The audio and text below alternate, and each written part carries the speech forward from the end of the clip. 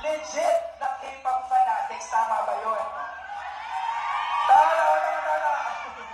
Alright, tama nga yun. So, at this point, since nahinga na kita ng message Oh, kanina, shit. for them, hindi naman this is your chance, guys, para kay teacher person. Sino dito mismo message? Sino?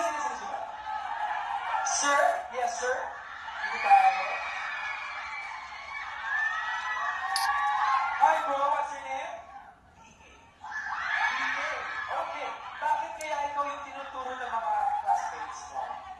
Kasi ako lang yung lalaki sa class namin. Okay. Sige. Ano yung mensahe mo para kay teacher? So, actually, this is my first G4 Stats class. So, first class na to, and thank you kay teacher kasi ginawa niyang memorable yun and ginawa niyang fun para sa akin lahat. Finger heart. Okay. Oh. 2, 3. Ayun na. Oo nga.